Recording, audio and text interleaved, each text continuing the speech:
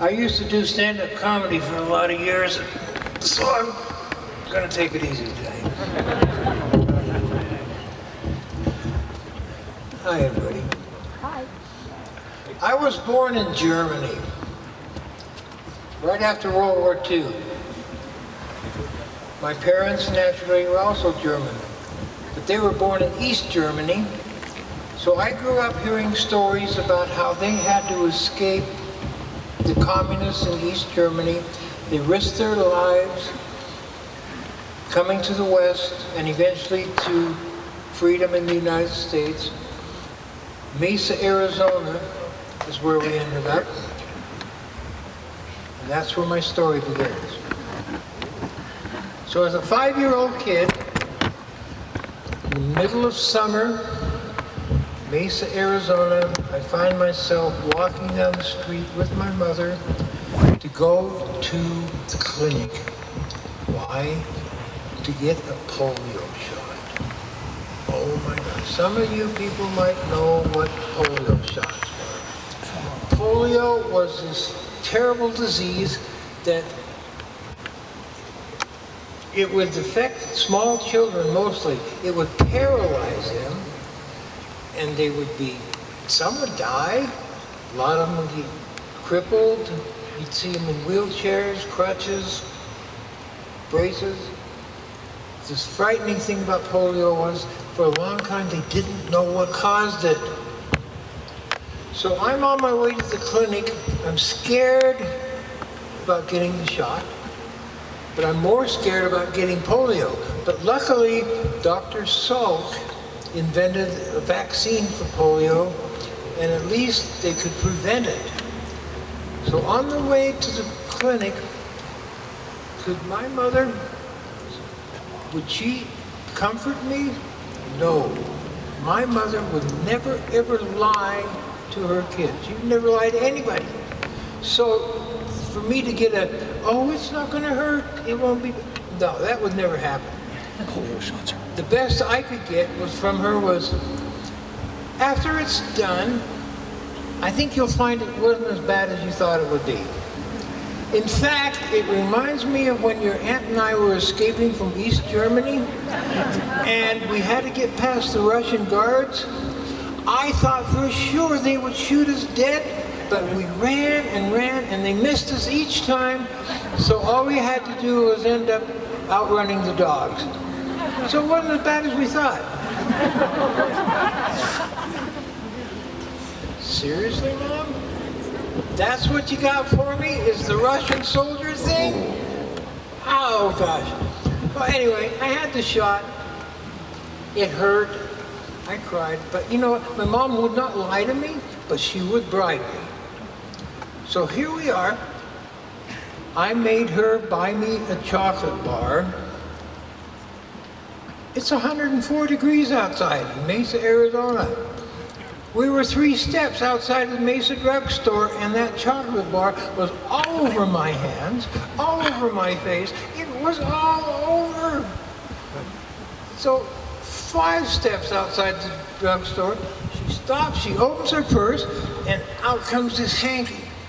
Now this cute white hanky that she had felt like the worst grade of sandpaper in the world as she's going down on my face. Ow! Mom! Ow! Ow! So what did she do? And then she started to keep going on. Mom, I hate it when you spit on that. You don't like my spit? No, I don't. It stinks. Well, then you spit on it. So she holds it in front of my face, like I'm going to spit. I go, Mom. Oh, man, I hated that. 10 feet away was a water fountain. 10 feet away. I said, Mom, there's a water fountain right there. She says, oh, we don't want to get the fountain dirty with your chocolate mess. You'll disfigure your son. You'll scar him for life rather than get a little chocolate schmutz on the city water fountain. But no, that's just the way my mom was. Well, you can see I still survived it a little bit. Anyway, the very next day,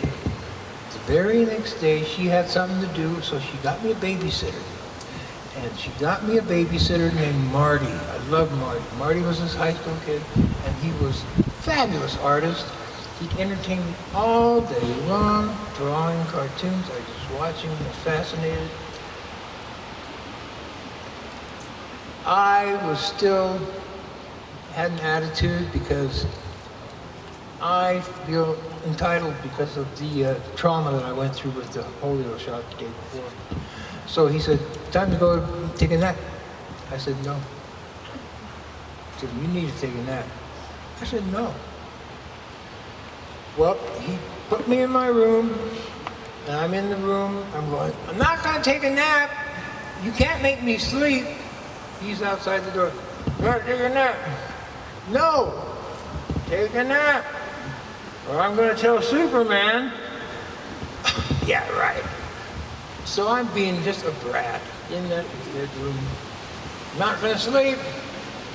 All of a sudden the door creaks open. There's somebody standing there with this gray woolen blanket, holding it in front of them.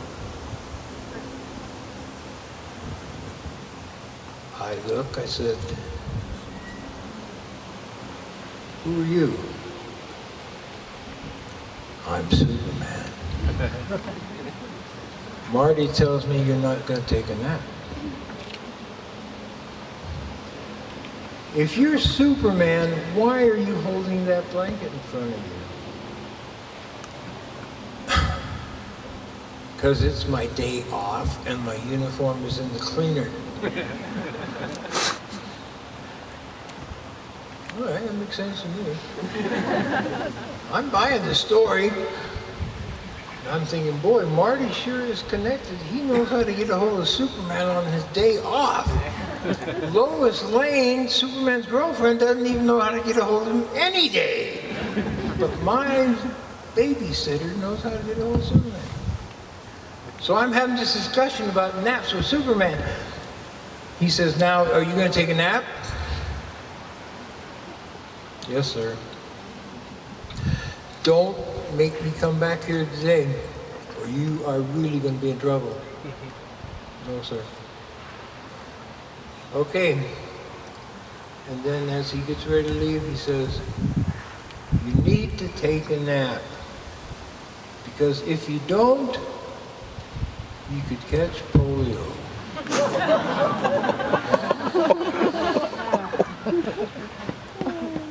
I learned very early, doesn't matter what you do, it just doesn't matter. You can't win. Thank you.